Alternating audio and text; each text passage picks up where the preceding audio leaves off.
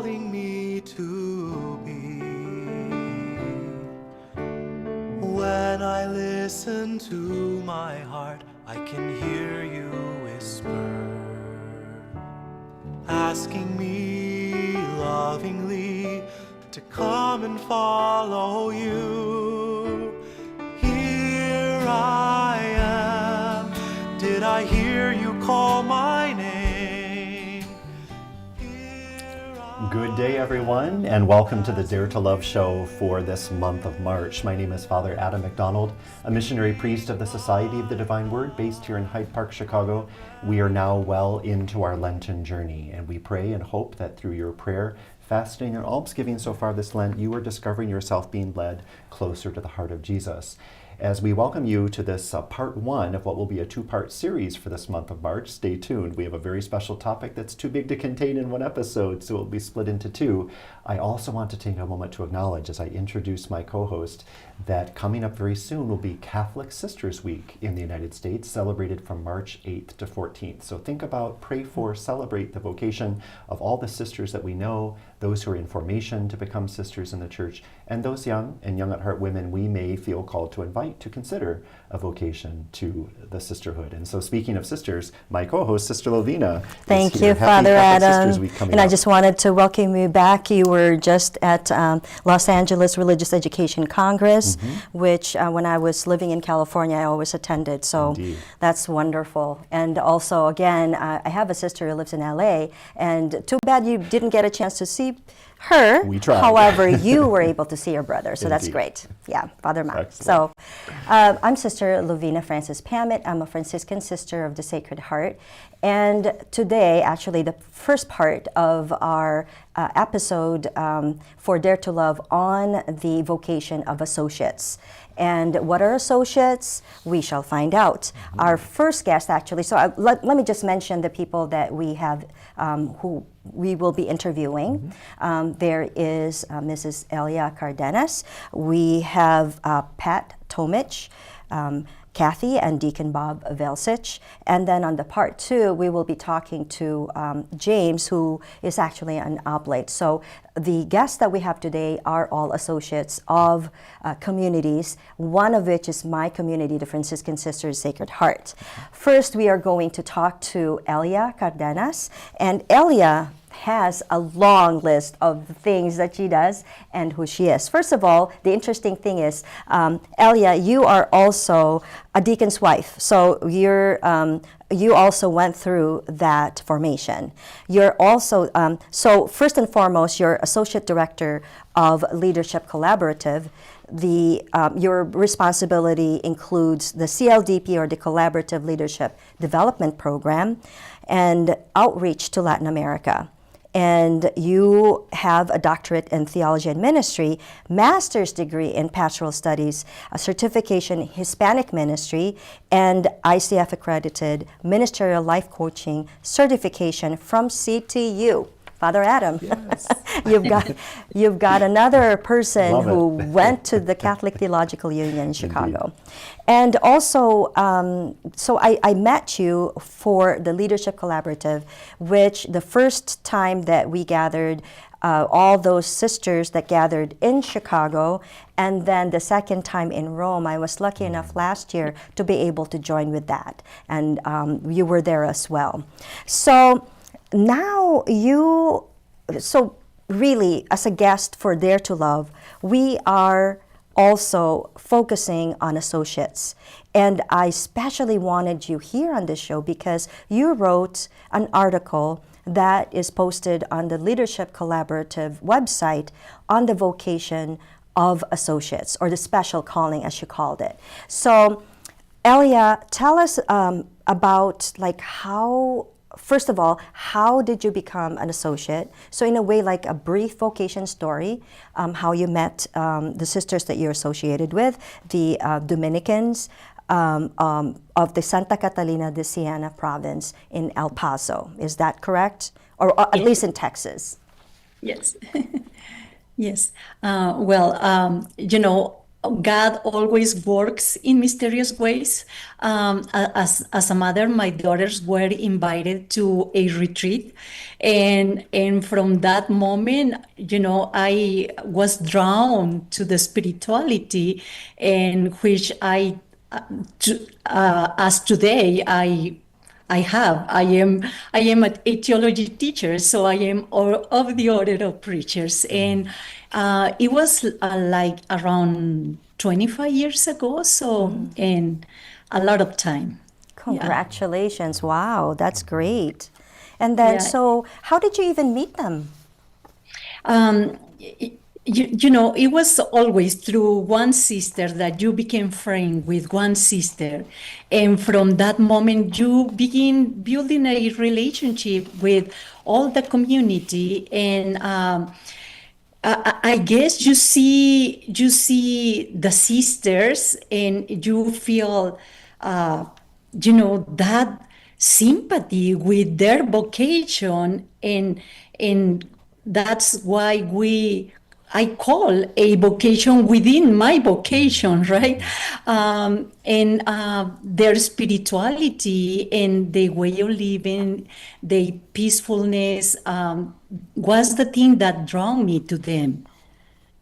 That's wonderful. So in Spanish, the religious sisters that you're associated with are called the Hermanas Dominicas de la Doctrina Cristiana, or the Dominican Sisters of Christian Doctrine.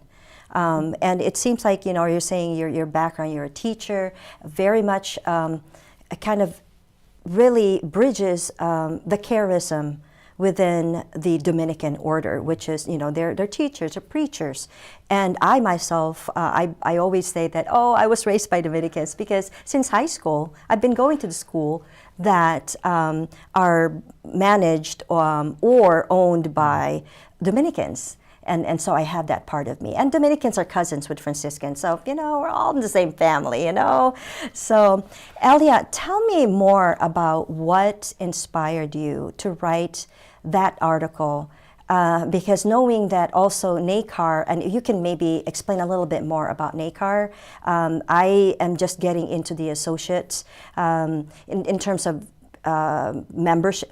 I shouldn't even say membership, but association with religious communities. Can you talk a little bit more about the article that you wrote for Leadership Collaborative? Yes, thank you. We became a NACAR legacy. NACAR was an association for leaders, associate leaders, or partners in missions. And that association was dissolved, and Leadership Collaborative became the umbrella, the legacy partner. And so from that moment, we begin building relationships with the associates through United States and other countries, because Leadership Collaborative is more global nowadays. And we begin doing this monthly newsletter and quarterly meetings. And this year, we became with a complete plan for the year. And we said, well, we need to begin with the beginning, our vocation, our calling from the heart, right? So we will have 4 different segments in which we will explore this vocation, how to outreach, the importance of community, because all of us live in community, and then advocacy. So that's why I was inspired to write on the vocation, and to reflect, also to reflect in my calling. I always said, well, God calls us from the silence of our heart, and also sometimes in the noise, in the noises. He is so mysterious, right? But it is like Saint Augustine used to say, when your heart is restless, there is a call. Yeah. Yeah, and only can you rest in God. Well, thank you, Elia, again so much for taking this time with us. And hopefully we can ask you back again because there are so many things that I could ask you. But for now, I'll just turn it over to Father Adam to introduce our next guest. Sure. Thank you. And likewise, Elia, thank you for being with us today, and many blessings on all that you do and the gift that you are to the church, locally and globally, could I say. Yeah.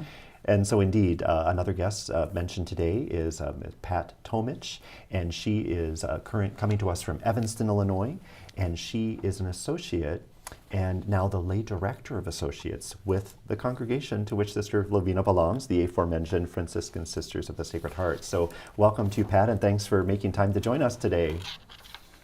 Thank you, and I'm very happy to be here.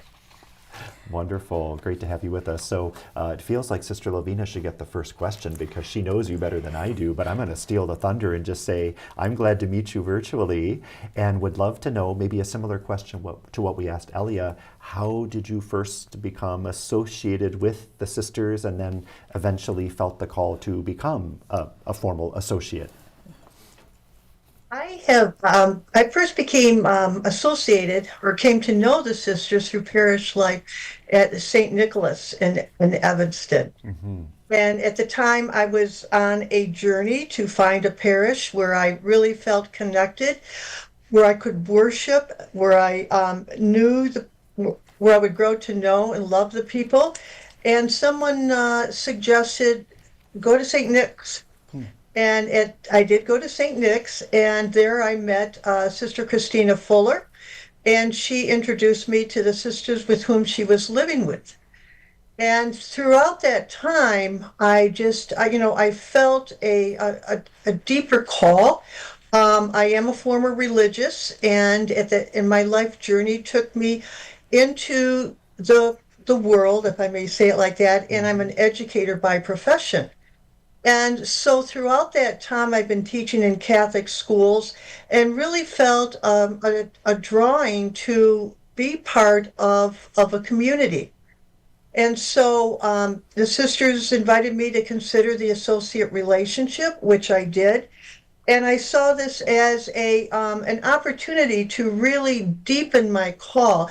You know, like Ilya, I really see the associate relationship as a vocation. It's a call to serve. It's a call to discipleship. It's a call to be in mission with the sisters and with my fellow associates. And it's been really a lifelong and life transformative experience as I have come to know more about community, the Franciscan spirituality of conversion, simplicity, living the gospel with great love. That's wonderful. And, you were saying that Pat and I know each other. We're also neighbors.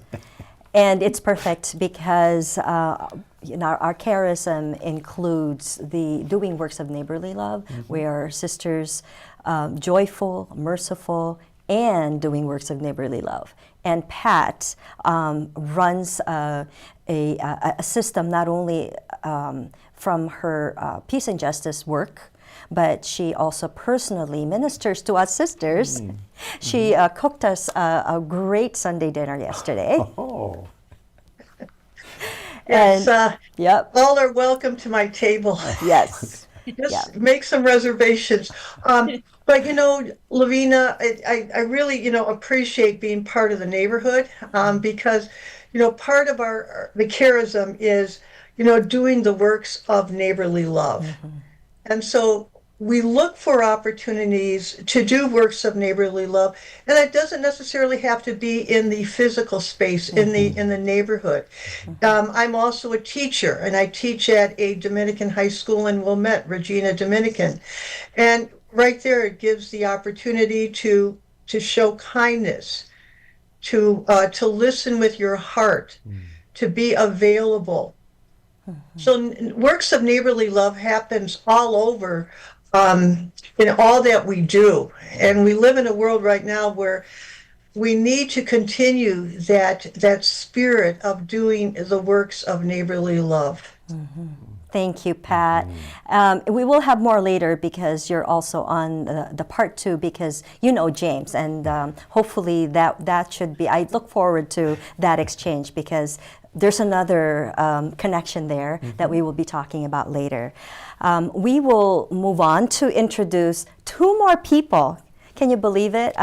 We're just so blessed. We are, very much so. And so I am talking about Kathy Velsich and her husband, Deacon Bob, who are also neighbors, they're in Tinley Park. And so Tinley Park is right smack against Frankfort, Illinois, where our mother house is. And actually, I will have Father Adam do the question this time, and then we'll kind of continue to have the conversation with all of us, hopefully. That's wonderful. Thank you for the opportunity to engage with you in conversation today, and thank you for making time to join us, Deacon Bob and Kathy, all the way from southwest suburban Tinley Park. And to know that you're right up against Frankfurt, it makes me wonder, Sister Lavina always talks about being a Frankfurter, and so someone from Frankfurt. So we're very, very happy to have you with us today. So imagining so many questions we might ask, but perhaps the most obvious one is to really just ask us to tell us about yourselves. So you're Mr. and Mrs. Velsich, but you're also Deacon Bob and Kathy, and your various involvements in ministries and being associates. So please tell us a little bit more about yourselves. Okay, well, I'll start. We both grew up in Chicago, actually, and as Southsiders like to say, we tell you what parish we're from. We don't really say the street intersecting, we say the parish. So Bob and I are both from Tribius, on the southwest side. I went to the public schools, so Bob would refer to me as a public, which was not always a great thing back then to be called that. After graduating from the University of Illinois, I worked in a lot of management positions, ending up retiring from legal management, where I spent the last 30 years working for the same firm in legal management. While I was doing that, Bob and I have been married for almost 39 years, and we have an adult daughter. So we have that vocation going on while I had outside work going on. In the parish, I was more in the background, more meetings, more planning. So I was on the parish council, and then I was the parish rep to the deanery council. Then I was the deanery rep to the Archdiocesan Pastoral Council, and I headed up 2 of the committees on that council, and then eventually became the chair of the Archdiocesan Pastoral Council for Cardinal Stupich. As the chair of the Archdiocesan Pastoral Council, I was also on the Renew My Church Commission. I also participated in Renew My Church for my parish, and was one of the founding members of a regional council that came about after we discerned our position in the Archdiocese with our group-wide other parishes. So I did a lot of the background stuff. Obviously, Bob is a deacon, was always at the AMBO. Our daughter was a cantor. So she was on the other side, and people would come up to me and say, "Why don't you do anything?" So mostly I was in the background. So I became affiliated with the sisters because through the diaconate program, I needed a spiritual director, and I was drawn to the grounds of the Franciscan Sisters of the Sacred Heart. Found a spiritual director there, became more involved little by little. Served on 2 boards for the Franciscan Sisters, and then was invited. And I think that is a key word for us who want to engage people in ministry and mission, is invitation. So I was already very involved in many different aspects, but I was still invited to consider becoming an associate. And I did. And that has meant everything to me, but all the difference in the world was that invitation.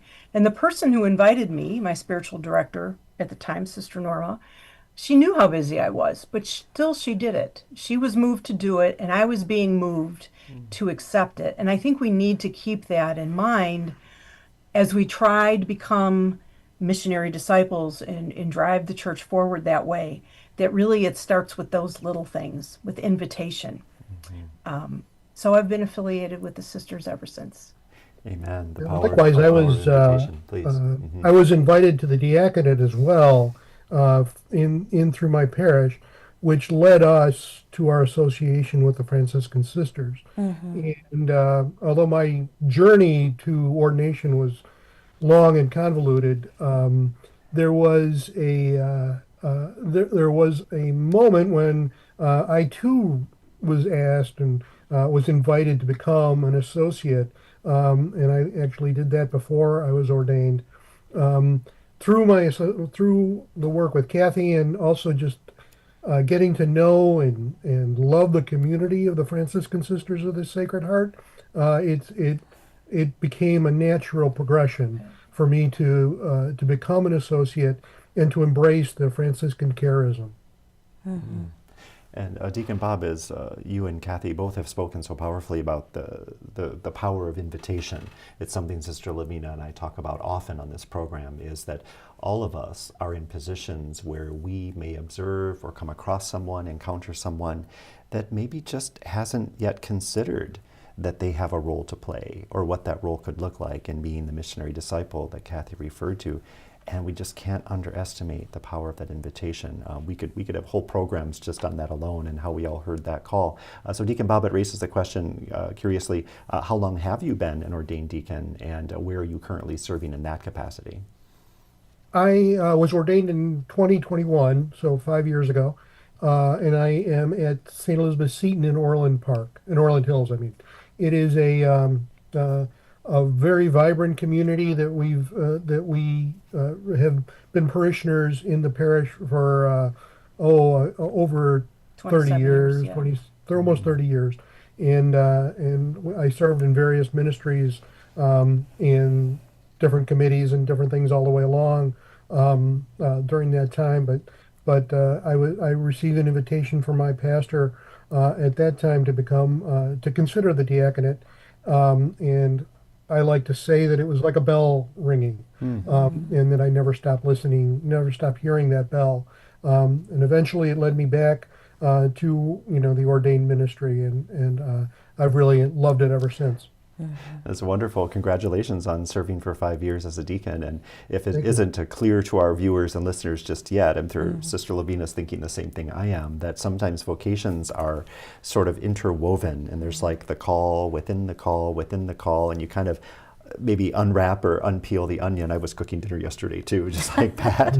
So, when peeling the onions, and the sense of there's the call to holy matrimony, there's the call to sacred orders and the diaconate, there's the call to the associate missionary discipleship, there's the call to missionary discipleship as members of the baptized faithful. So all these calls within calls and vocations within vocations. So what I hope is becoming clear to our viewers and listeners is that you are not exempt from listening for the invitation, however it comes, through whosever lips it may arrive on your ears and on your heart. But that restlessness that Pat mentioned earlier about this sense of wanting to find our purpose and our path in life. And we find that when we open ourselves to the possibility that God is inviting us to use this wonderful life God has given us to live not only for our pleasure alone, but for something that is going to meet and fulfill our deepest passion, and at the very same time enkindle in others and generate life and help them to be the best versions of themselves, just to serve concrete needs in the world. So indeed. One additional question I think Sister Lavina and I are curious about is... And actually, if we can probably bring the question up as kind of like wrapping this part one, would be to all three screens. So For sure. for Kathy and Bob, for there we Pat, are. and also for Elia. Okay. So I just wanted to ask, I think the question was about a ministry that Deacon Bob and Kathy Oh, have Saint Monica. Elizabeth, bringing back the Monica ministry. Could you tell us a little bit more about that? Sure. Okay. And with another associate, actually, of the Franciscan Sisters of the Sacred Heart. So three of us. I don't know if you're familiar with Father Chuck Dom. He started the DVO ministry for the Archdiocese of Chicago, which is the Domestic Violence Outreach.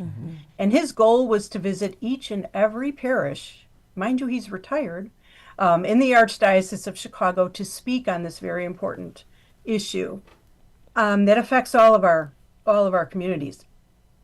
And he did. He came back. He spoke. We had COVID. Our St. Monica ministry started in conjunction with another parish at first, briefly, and then COVID hit, and everything kind of obviously boiled down. Kathy Galvin, who is another associate of the Franciscan Sisters of the Sacred Heart, really kept it in her heart. She was persistent and continuing to say yes to this mission. And we had a pastor change, and it turned out Father Dom came back after COVID, and we decided to do it on our own. So the St. Elizabeth Seton St. Monica ministry just started 2 years ago.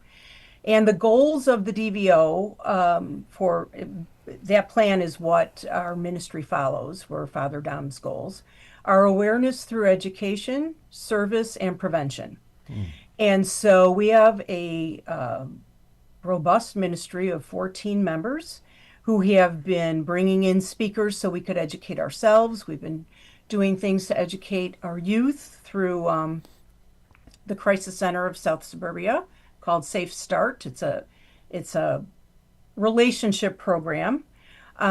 We invite them in to talk to our youth group. We have people come in and talk to our ministry to educate us. We've been doing a host of service projects and fundraisers so that we could position ourselves better to help the Crisis Center of South Suburbia, which is in our community. So Bob and I joined, Kathy asked me to join because it was really in her heart to start this ministry on our own, but she had never run a meeting by herself before or started an organization. So I used my skills to help her get that up and running.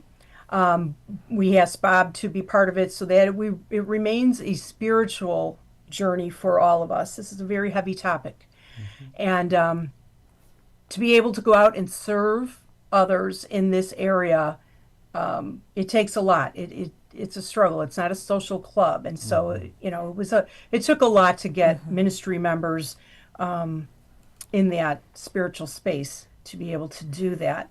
And I'm happy to say that in 2 years, we've been so successful that Kathy's actually been called to speak at Father Dom's gala coming up at the end of March, because our ministry was able to achieve so many things in 2 short years. So we're very proud of that.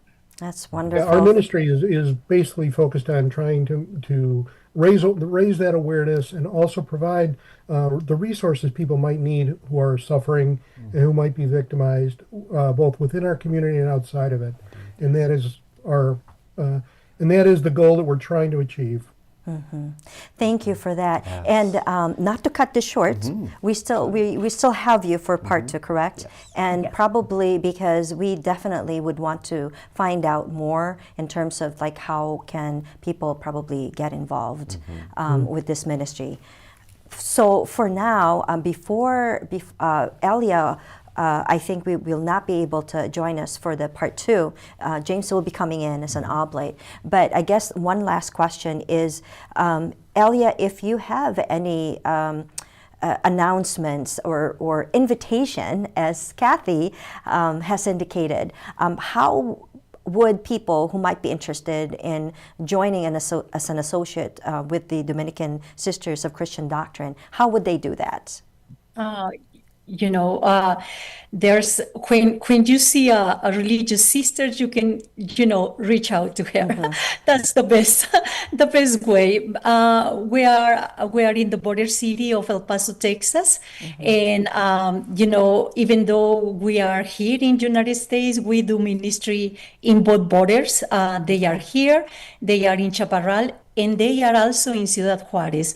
So wherever you are in the border, you can join to them Perfect. and become an associate. And Yes. I think I mentioned this earlier. On the YouTube description, the links will be there.